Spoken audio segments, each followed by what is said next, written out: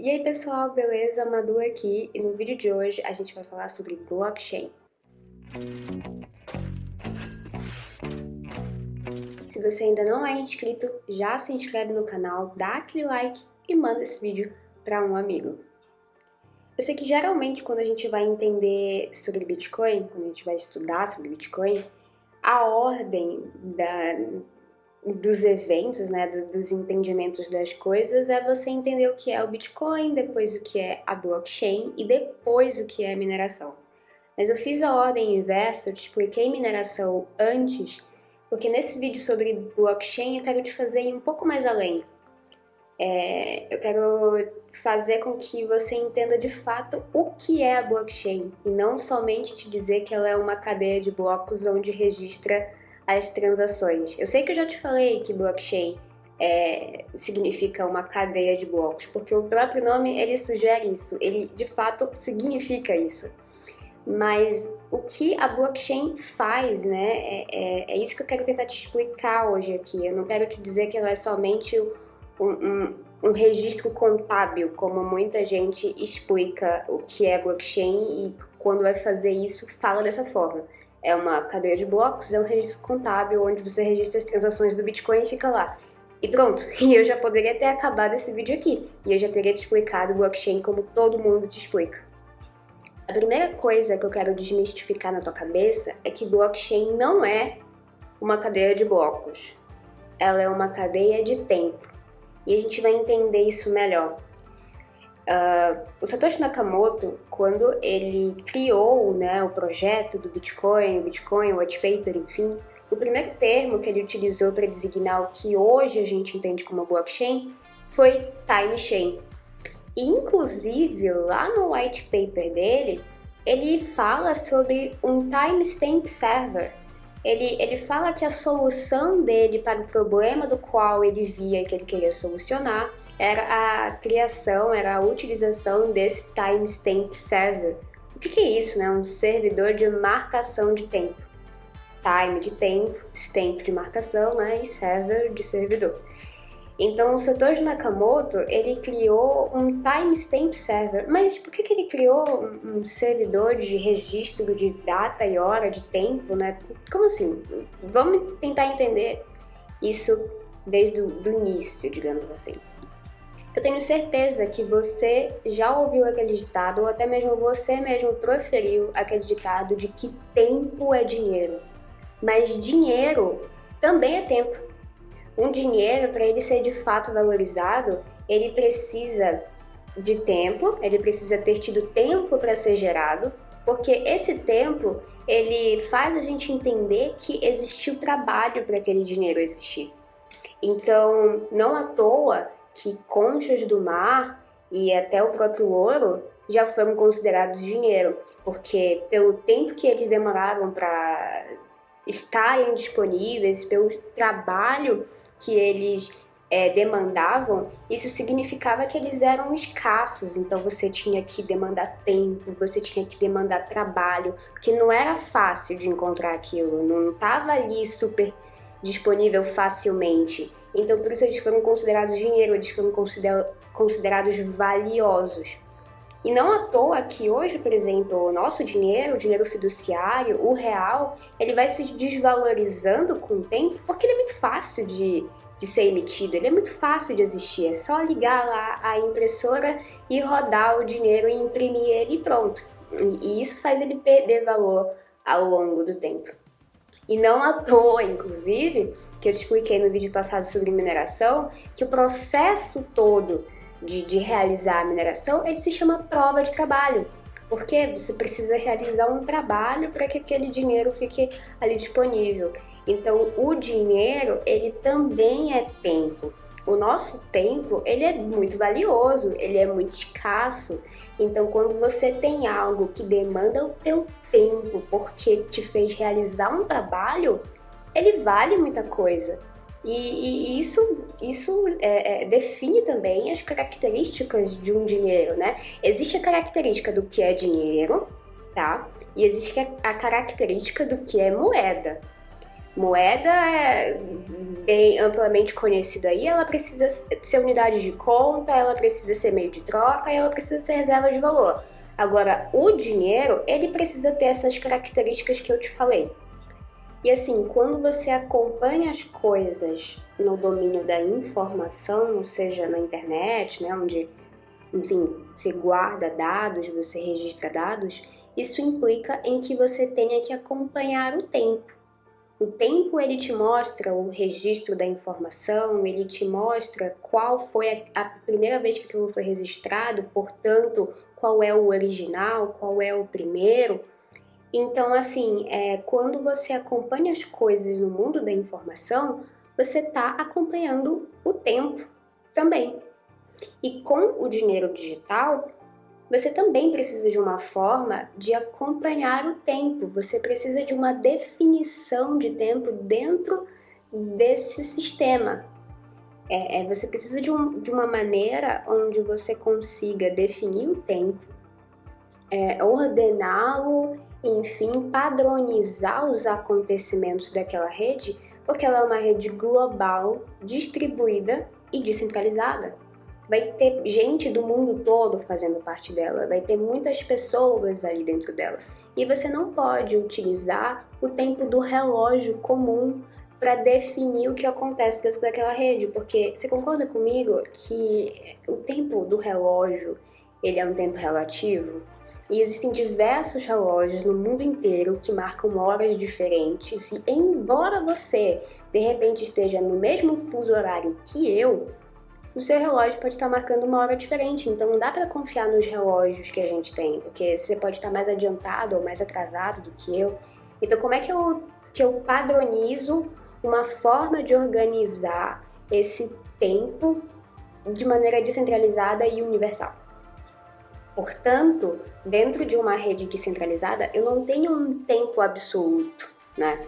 Mas o Satoshi Nakamoto, ele conseguiu criar uma forma onde o tempo dentro dessa rede descentralizada fosse absoluto. E esse tempo que a gente fala é o tamanho do bloco.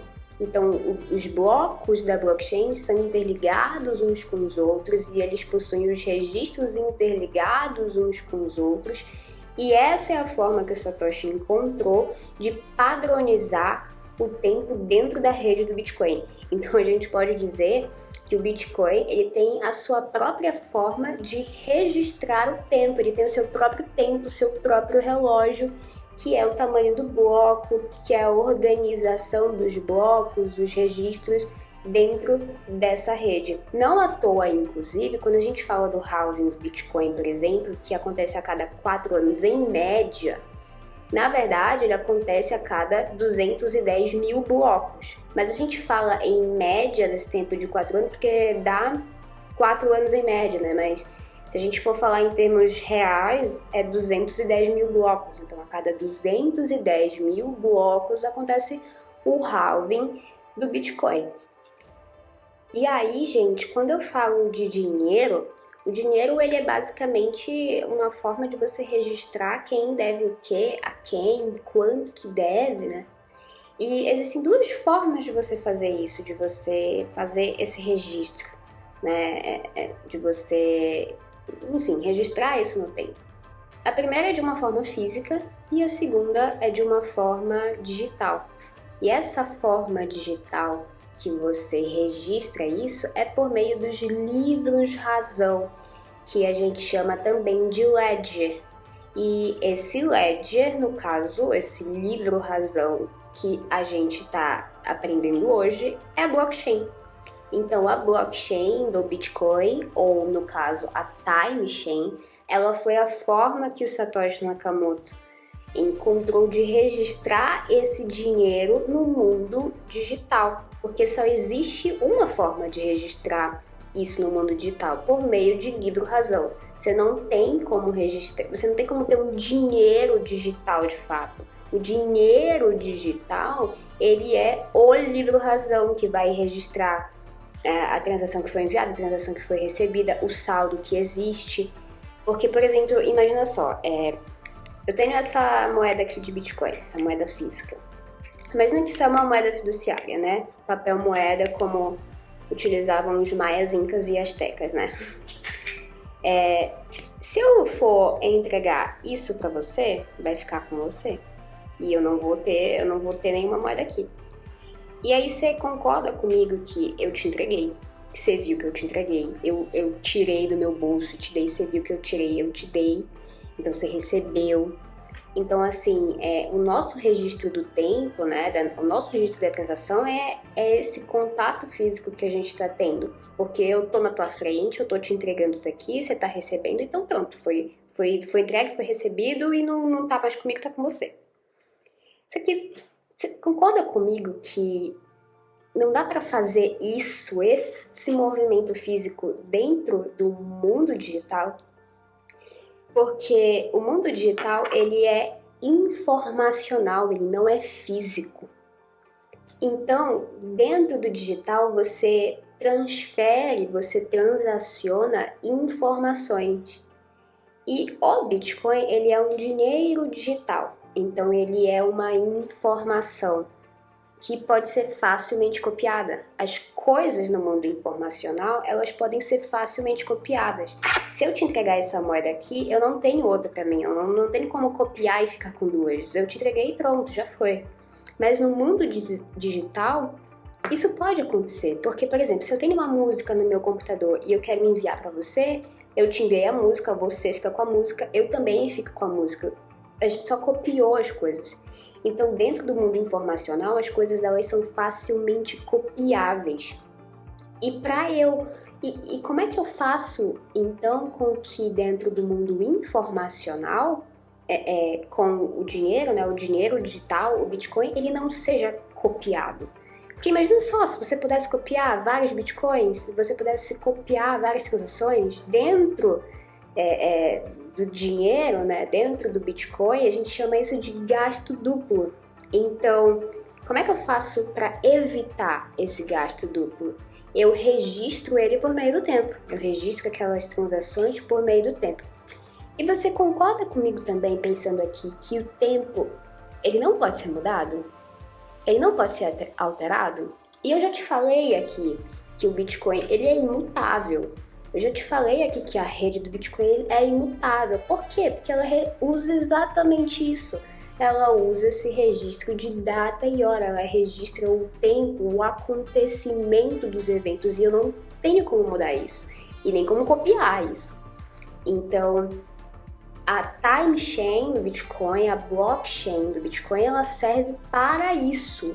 Ela serve para evitar a cópia das coisas, ou seja, ela serve para evitar o gasto duplo. Ela não é somente uma rede que registra que fulano enviou para ciclano. Não, ela evita o gasto duplo. É para isso que serve a blockchain ou a time chain, como você queira chamar. E aí, então, o grande dilema que existia era como é que eu vou criar um dinheiro digital, um dinheiro que funcione dentro do mundo informacional, onde ele não possa ser facilmente copiado. Então, para evitar que ele fosse facilmente copiado, para evitar, né, o gasto duplo, eu precisaria então de registrá-lo ele com o tempo. Por isso, um timestamp server, um servidor de registro de data e hora. E vale ressaltar aqui que esse conceito de registrar coisas no domínio informacional, utilizando data e hora, né, utilizando tempo, não foi inventado, não foi criado pelo Satoshi Nakamoto. Lá no white paper dele, quando ele escreve como é que funciona o Bitcoin, as atribuições do Bitcoin, ele coloca no final as referências que ele utilizou para isso. E das 7 referências que ele utilizou, se não me engano, 4 falam somente sobre um timestamp, sobre um registro de data e hora, né, de tempo. E a principal fonte que ele utilizou para isso foram os cientistas Haber e Stornetta. Haber e Stornetta foram 2 cientistas que criaram em 1991 esse conceito de registro de data e hora, de tempo, em sistemas computacionais para evitar evitar fraudes, né? Evitar que documentos fossem adulterados e tudo mais. Então, assim, isso já existia antes mesmo do Bitcoin surgir. Então, recapitulando aqui esse vídeo, o que é a blockchain? A blockchain, na verdade, é um timestamp server, é uma time chain, é uma cadeia de tempo que serve para registrar o que está acontecendo dentro da rede a fim de evitar o gasto duplo. E para fazer isso, para que tudo isso seja registrado, eu preciso de que um trabalho seja realizado. E eu te expliquei no vídeo anterior como é que funciona essa realização de trabalho.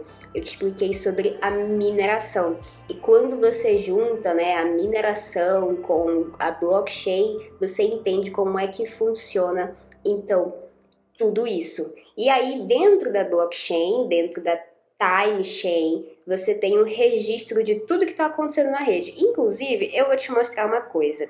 Quando o Satoshi Nakamoto minerou o primeiro bloco, ele estava no bloco 1.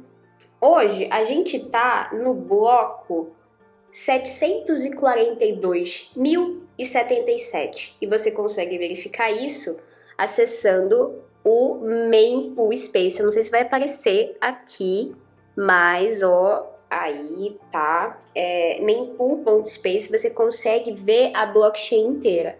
Parece, né, quando você olha aqui, que é realmente uma cadeia de blocos, mas essa cadeia de blocos, na verdade, é uma cadeia de tempo. Tudo isso aqui serve para registrar o acontecimento dos eventos dentro dessa rede descentralizada. Espera um pouco, baby, abri o white paper. Fica difícil de enxergar com os meus olhos de laser. Eu sou um cypherpunk, eu tô de Nike Dunk.